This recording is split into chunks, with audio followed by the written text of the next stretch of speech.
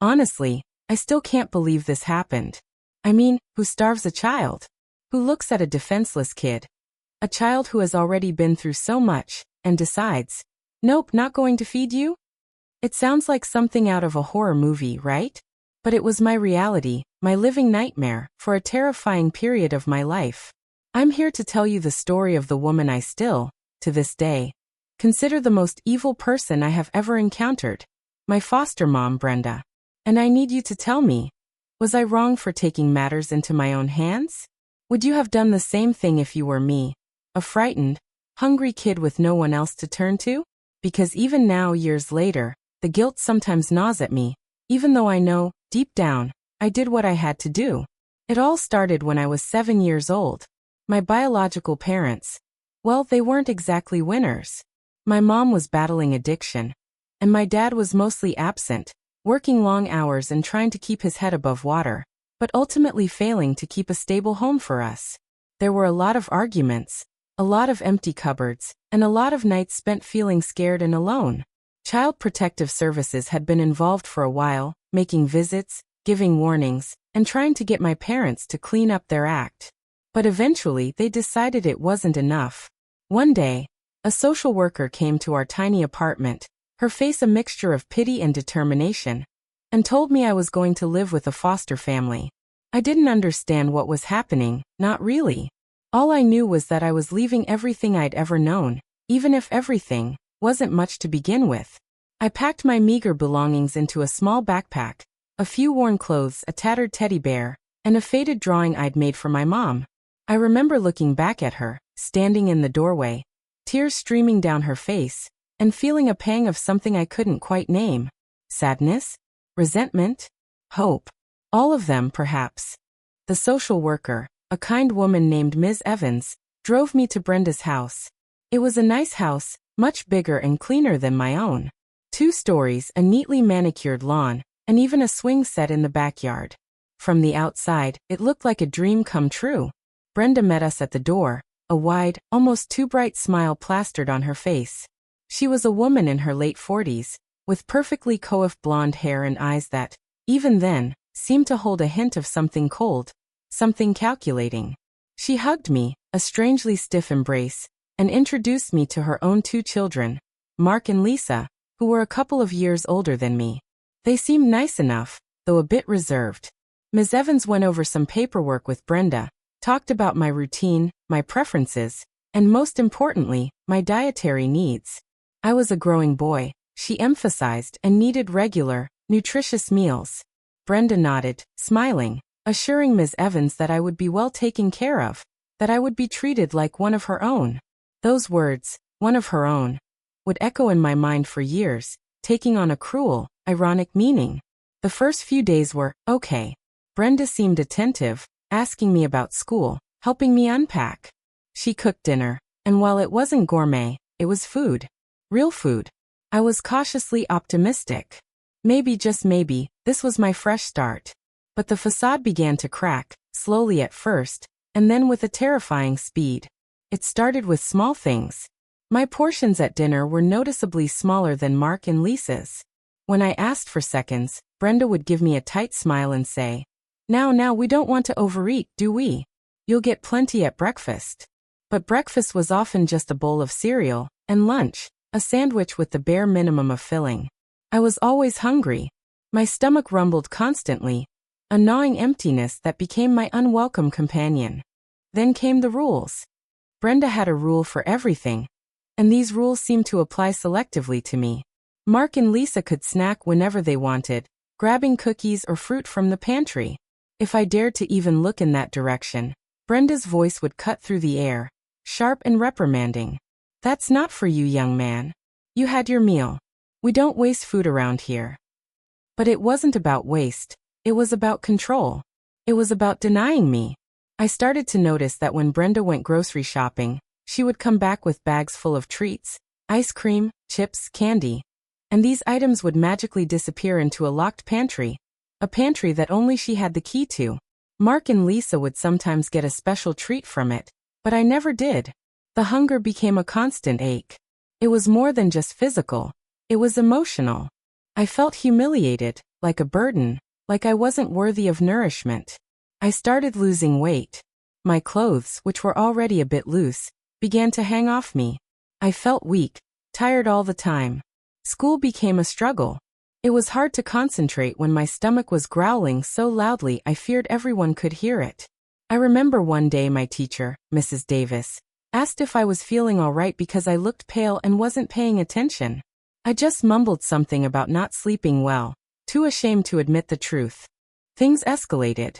Brenda started giving me chores that were far beyond what a 7-year-old should be doing. Mowing the lawn, scrubbing floors on my hands and knees, cleaning bathrooms. Tasks that were physically demanding and left me even more drained and hungry. And still, the food restrictions tightened. There were days when I would only get 2 meals, breakfast and dinner, with nothing in between.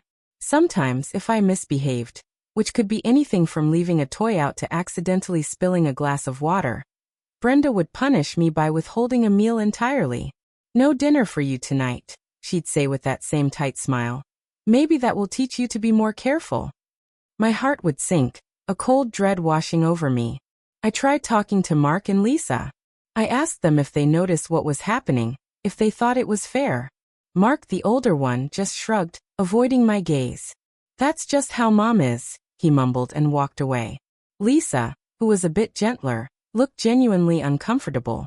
"I'm sorry," she whispered one day. "I wish I could help." But she never did. They were scared of Brenda too, I realized.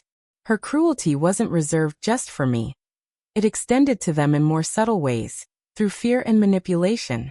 They were her biological children, but they were still under her thumb just like I was. I tried to tell Ms. Evans. During one of her scheduled visits, when Brenda was out of the room, I blurted out, "I'm hungry, Ms. Evans. Brenda doesn't feed me enough." Ms. Evans's face clouded with concern.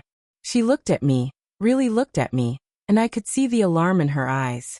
She promised she would talk to Brenda, that she would look into it. When Brenda came back, Ms. Evans asked her about my diet, subtly carefully. Brenda, ever the actress, put on a performance of indignation. "Oh, he's such a growing boy, always hungry. But he gets 3 nutritious meals a day, Ms. Evans, I assure you. I make sure he eats his vegetables. Perhaps he's just going through a growth spurt." She gave me a look that silently screamed, "You are going to regret this." Ms. Evans, bless her heart, left with a worried expression, but nothing changed immediately. In fact, Brenda became even more careful, making sure I ate something in front of Ms. Evans. Even if it was just a tiny portion. The situation grew desperate. My hunger was a physical pain, a constant companion. I started scavenging. I would sneak into the kitchen late at night, hoping to find a forgotten crust of bread, a stray cracker. Sometimes I got lucky, finding a crumb or two, but most often the kitchen was meticulously clean and bare. I remember one night, I was so desperate that I tried to sneak a few spoonfuls of raw oatmeal from the box, but Brenda heard me. She screamed at me, her face contorted in rage, accusing me of being a thief, of trying to ruin her food. She made me stand in the corner for an hour, humiliated and still starving. It was then that I realized no one was going to save me. Ms. Evans couldn't see past Brenda's carefully constructed lies, and Mark and Lisa were too scared. I was on my own. So that's the situation I was in, and I had to make a choice. I was 7 years old, starving, and living with a woman who seemed intent on breaking me. I was terrified, but I was also angry. Before I tell you what happened next, I want you to pause and comment below what you would have done in my shoes. What would a desperate, hungry child do when faced with such cruelty and no apparent escape? The idea came to me slowly, a tiny spark of rebellion in the darkness of my despair. Brenda's locked pantry. It held all the treasures, the chips, the cookies, the ice cream, the things I craved with an almost unbearable intensity. I knew she kept the key to that pantry on a hook in her bedroom, along with her car keys and house keys. Her bedroom was off limits, of course, another one of her many rules. But the hunger was stronger than the fear. One afternoon, while Brenda was out running errands and Mark and Lisa were at a friend's house, I made my move. My heart was pounding like a drum against my ribs. I crept into her bedroom, my eyes darting around, expecting her to suddenly appear and catch me. The room was neat, almost sterile, just like the rest of the house. I found the hook, and there it was, a small silver key clearly different from the others. I snatched it, my hand trembling, and tiptoed back to the kitchen. The pantry door seemed to mock me, its dark wood hiding a bounty I had only dreamed of. I fumbled with the key, my hands shaking so much I almost dropped it. Finally, with a soft click, the lock disengaged. I pulled the door open, and there it was. A wonderland of food. Bags of chips, boxes of cookies, tubs of ice cream, packages of crackers, even some fruit that Brenda had deemed too expensive for my plate. My eyes welled up with tears, tears of relief, of pure, unadulterated hunger. I didn't think, I just grabbed. I stuffed chips into my mouth, crunching loudly, savoring the saltiness. I tore open a package of cookies, eating them one after another until my mouth was dry. I didn't care about getting caught, not in that moment. The primal urge to eat, to fill the gaping hole in my stomach, overwhelmed everything else. I ate until my stomach ached, but this time, it was an ache of fullness, not emptiness. Then the fear returned. Brenda would be home soon. I couldn't leave evidence. I closed the pantry, locked it, and carefully put the key back on her hook. I wiped my mouth, tried to brush away any crumbs, and ran back to my room, my heart still racing. For the next few days, I lived in a state of high alert, expecting Brenda to notice, to rage, to punish me. But she didn't. She was oblivious. My stealth operation had worked. This became my secret life. Whenever Brenda left the house for more than an hour, or if I knew she was deeply engrossed in a phone call or a TV show, I would sneak the key, raid the pantry, and return everything to normal. I became an expert at it. I learned which snacks left the least evidence, which ones could be replenished without her noticing. I still ate the meager meals she provided, but now I had my secret stash, my source of survival. I started to gain a little weight back, a healthy glow returning to my cheeks. My energy came back, and I could focus in school again. Mrs. Davis even complimented me on looking much better. The charade continued for months. I was a master of deception, a hungry child forced to become a covert operative just to eat. But eventually, all secrets come out. One afternoon, I had just finished a particularly satisfying raid on the pantry.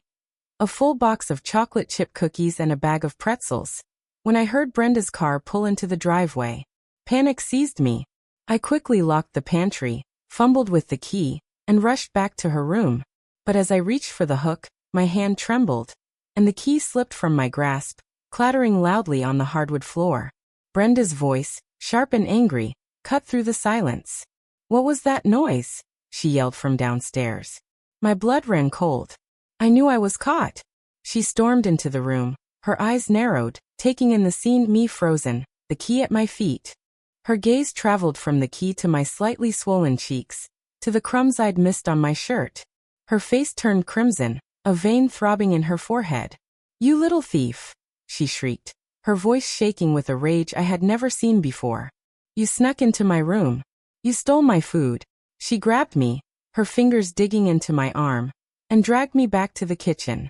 She unlocked the pantry, revealing the half-empty boxes and bags. "Look at this. You've ruined everything. You're an ungrateful, dishonest brat." I didn't say anything. I just stared at her, tears streaming down my face, but a strange sense of defiance brewing inside me. I wasn't sorry. I was hungry. She had starved me. What did she expect? Brenda called Ms. Evans immediately, her voice dripping with feigned sorrow and betrayal. "He's been stealing food, Ms. Evans. Sneaking into my private pantry. I just don't know what to do with him." Ms. Evans, sounding concerned, said she would come over right away. When Ms. Evans arrived, Brenda launched into a dramatic performance, painting me as a conniving, thieving child. But this time, something was different. Ms. Evans looked at the half-empty pantry, then at me, then back at Brenda. She saw the fear in my eyes, but also perhaps the desperation. She saw my gaunt frame, even though I had gained a little weight, and she remembered my earlier complaints about hunger. She looked at Brenda's perfectly manicured nails and her untouched appearance, contrasting sharply with my disheveled, tear-stained face. Ms. Evans asked Brenda to leave the room so she could talk to me alone. As soon as Brenda was gone, Ms. Evans knelt down, her face gentle. "Tell me everything, honey," she said. And I did. I poured out the whole story. The small portions, the withheld meals, the locked pantry, the constant hunger. I told her how I felt, how scared and desperate I had been. I showed her the key, explained how I had to steal just to eat. Ms. Evans listened, her expression growing increasingly grim. When I finished, she hugged me tightly, and I could feel her shaking. "I am so sorry, sweetie," she whispered. "This should never have happened." Ms. Evans confronted Brenda, her voice firm and unwavering, no longer polite. I couldn't hear everything they said, but I heard raised voices, and then Brenda's angry, defensive shouts. "He's lying. He's a problem child." But Ms. Evans wasn't buying it this time. She had seen the truth in my eyes, and she had seen the pantry. Within an hour, my bag was packed again. Ms. Evans took me out of that house and placed me in a new foster home the very next day. This time, it was a family with a kind, elderly couple who had a fridge full of food and never, ever locked a pantry. I finally knew what it felt like to be safe and nourished. Brenda's foster license was revoked. Ms. Evans fought tooth and nail to make sure she couldn't hurt another child. I never saw Brenda again, but the memory of her cruelty and my own desperate measures has stayed with me. I often wonder what would have happened if I hadn't found that key, if I hadn't taken matters into my own hands. Would I have starved? Would someone else have eventually noticed? It's a chilling thought. Looking back, I know I was just a kid trying to survive. I had no other options. I was desperate and terrified, and I did what any living creature would do to preserve itself. This experience taught me that sometimes, you have to fight for yourself, even when you're small and powerless. It taught me the devastating impact of cruelty, but also the resilience of the human spirit. And most importantly, it taught me that food isn't just sustenance, it's love, it's care, it's basic human dignity. So that's my story. The story of the world's most evil foster mom. Like this video if you were on my side, if you think I did what I had to do. Subscribe for more stories like this, because there are so many untold experiences out there that need to be shared. And please, share your final thoughts on this whole mess in the comments section below. I'll see you all in the next story.